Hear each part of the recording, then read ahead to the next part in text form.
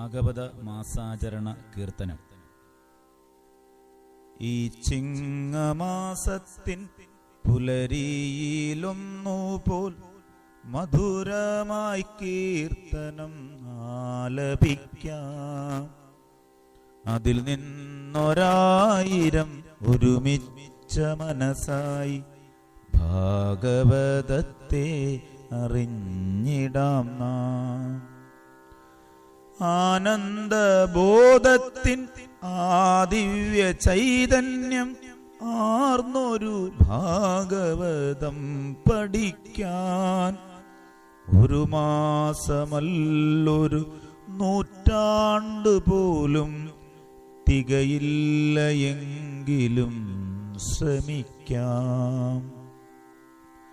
ഭഗവാന്റെ കീർത്തനം ആലപിച്ചതിലൊന്നായി അകതാരിൽ കാളിന്തിയിൽ കുളിക്കാം.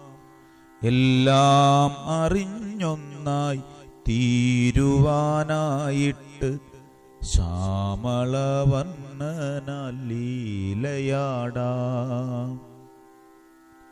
ഭഗവാന്റെ കാലടി പാതയെ ചുംബിച്ച് ഗോവർദ്ധനത്തിൻ കൂടുയരാം.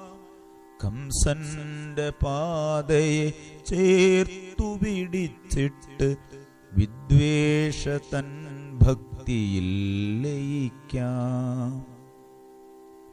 രുക്മിണി തൻകരം ചേർത്തു പിടിച്ചിട്ട് പരമാത്മൈക്യത്തെ സ്വീകരിക്കാം.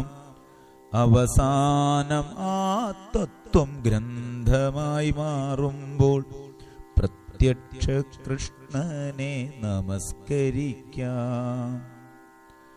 ഈ ചിങ്ങമാസത്തിൻ ഭഗവാന്റെ തത്വത്തിൽ മാഹാത്മ്യമെല്ലാം അറിഞ്ഞിടാം നാം. ഒന്നൊന്നു തൊട്ട് അവസാന നാൾ വരെ പ്രത്യക്ഷ കൃഷ്ണനെ നമസ്കരിക്കാം. ഭാഗവതത്തെ അറിഞ്ഞു ചൊല്ലാം. ഭാഗവതത്തെ അറിഞ്ഞു ചൊല്ലാം. ഭാഗവതത്തെ അറിഞ്ഞു ചൊല്ലാം.